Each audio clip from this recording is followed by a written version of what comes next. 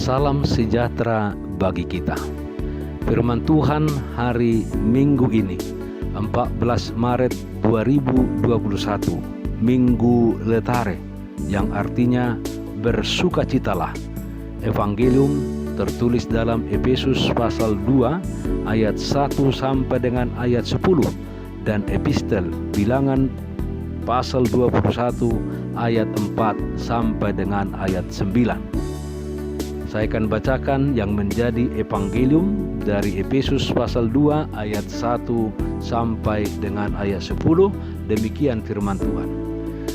Kamu dahulu sudah mati karena pelanggaran-pelanggaran dan dosa-dosamu.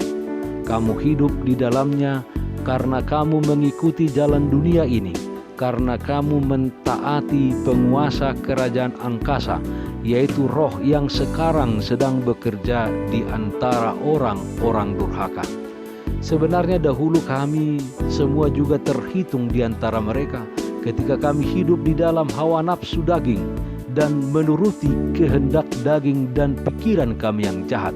Pada dasarnya kami adalah orang-orang yang harus dimurkai sama seperti mereka yang lain. Tetapi Allah yang kaya dengan rahmat, oleh karena kasih-Nya yang besar yang dilimpahkannya kepada kita, telah menghidupkan kita bersama-sama dengan Kristus, sekalipun kita telah mati oleh kesalahan-kesalahan kita. Oleh kasih karunia kamu diselamatkan, dan di dalam Kristus Yesus Ia telah membangkitkan kita juga dan memberikan tempat bersama-sama dengan Dia di sorga, supaya pada masa yang akan datang Ia menunjukkan kepada kita kekayaan kasih karunia-Nya yang melimpah-limpah sesuai dengan kebaikan-Nya terhadap kita dalam Kristus Yesus. Sebab karena kasih karunia kamu diselamatkan oleh iman. Itu bukan hasil usahamu, tetapi pemberian Allah. Itu bukan hasil pekerjaanmu. Jangan ada yang memegahkan diri. Karena kita ini buatan Allah, diciptakan dalam Kristus Yesus untuk melakukan pekerjaan baik yang dipersiapkan Allah sebelumnya. Ia mau supaya kita hidup di dalamnya. Kasih karunia Allah yang menghidupkan. Saudaraku yang terkasih, manusia pertama Adam dan Hawa jatuh ke dalam dosa karena melanggar perintah Tuhan.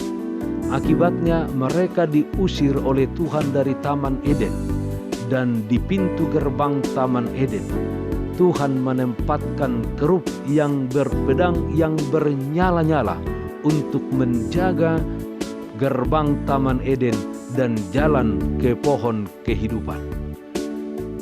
Sejak saat itu dosa diwariskan kepada manusia, dan dosa tersebut menyebar dan mengalami pertumbuhan yang luar biasa hingga saat ini. Permusuhan antara manusia dengan iblis si penggoda berlangsung terus-menerus. Di dalam permusuhan dan peperangan tersebut, sering manusia mengalami kekalahan dan jatuh ke dalam dosa. Tuhan sendiri telah mengutus para nabinya, para rasulnya, dan hamba-hamba Tuhan untuk menyuarakan pertobatan kepada umat manusia.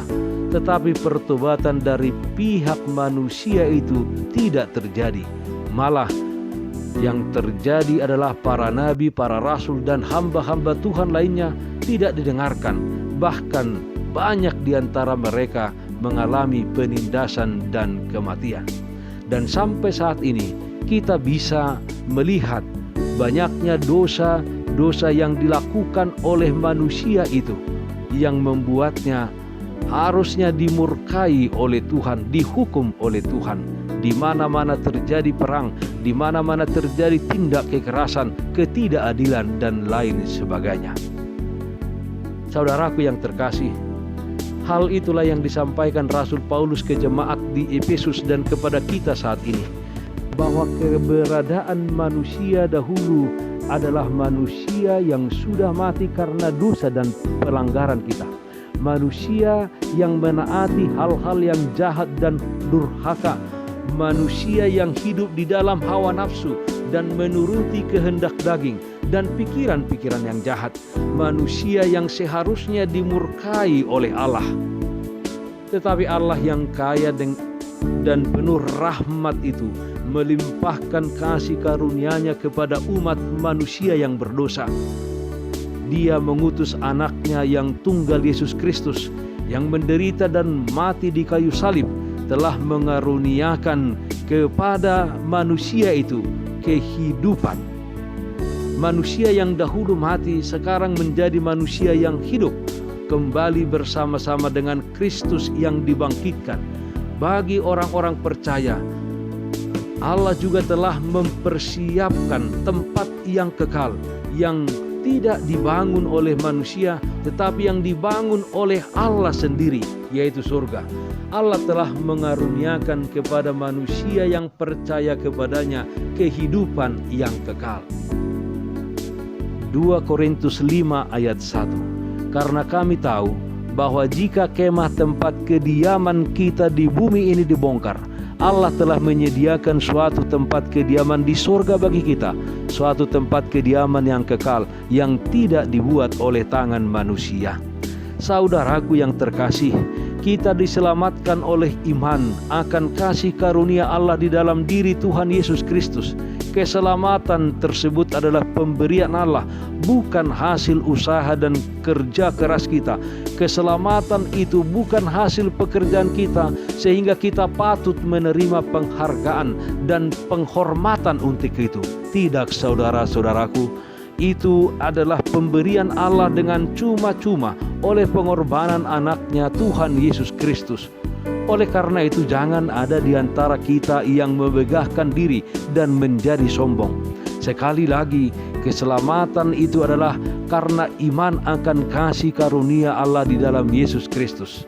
Menerima kasih karunia Allah tidaklah berarti kita dapat hidup terus-menerus di dalam dosa, hidup di dalam hawa nafsu duniawi, hidup menuruti kehendak daging kita sendiri, serta hidup dalam pikiran-pikiran yang jahat. Saudaraku yang terkasih, Yesus Kristus menghendaki agar setiap orang Kristen, setiap kita menyadari keberadaan kita sebagai orang yang telah diselamatkan Allah. Dan oleh karena itu, setiap orang, setiap kita hendaknya hidup kudus dan benar. Tidak lagi hidup dalam perhambaan dosa, hidup di luar Yesus Kristus. Karena hidup demikian akan dimurkai Allah dan menerima penghukuman yang kekal. Di mana dan kapankah kita menunjukkan kebaikan Allah kepada sesama? Saudaraku yang terkasih, dimanapun dan kapanpun, disitulah pekerjaan baik itu dinyatakan dan diwujudkan demi kemuliaan Allah. Hidup kita hendaknya menjadi hidup yang meneruskan kebaikan yang telah dianugerahkan Allah kepada kita. Kita ini buatan Allah, diciptakan dalam Kristus Yesus, diciptakan untuk melakukan pekerjaan baik. Dengan status bahwa kita adalah buatan Allah yang diciptakan kembali, yang dibaharui, marilah kita tetap tenang dan tabah di dalam kehidupan ini. Dalam suka dan duka kehidupan yang kita jalani, hendaknya kita senantiasa percaya bahwa kita adalah buatan Allah yang sangat berharga di matanya, yang pasti akan disertai dan dilindunginya. Dalam wabah pandemi COVID-19 ini, saudaraku yang terkasih, percayalah akan penyertaan dan pemeliharaan Tuhan di dalam kehidupanmu. Selain itu, saudara-saudaraku, sebagai manusia buatan Allah, marilah juga kita menunjukkan kualitas hidup yang baik, di mana kehidupan yang kita tunjukkan adalah hidup yang mempermuliakan Allah. Sebab kita diciptakan untuk melakukan perbuatan baik. Itu artinya di luar perbuatan baik bukanlah tujuan dari penciptaan Allah. Di dalam melakukan pekerjaan dan perbuatan baik, Tuhan menginginkan kita tinggal di dalamnya. Tinggal di dalamnya itu berarti kita setia melakukannya di waktu suka maupun di waktu duka. Saudaraku yang terkasih, inilah saatnya ketika kita dedikasikan kehidupan diri kita untuk pekerjaan dan perbuatan baik di tengah-tengah dunia ini, ketika banyak orang-orang yang terpapar karena pandemi COVID-19 ini, ketika banyak orang yang mengalami pemutusan hubungan kerja karena pandemi COVID-19 ini, ketika banyak juga orang yang usahanya mengalami kebangkrutan dan lain sebagainya, disinilah kita sebagai buatan dan ciptaan Allah di dalam Kristus Yesus bergerak untuk mengasihi sesama manusia. Saudaraku yang terkasih, keselamatan bukan hasil usaha dan pekerjaan kita. Keselamatan itu adalah kasih karunia Allah yang diberikan kepada kita dengan cuma-cuma.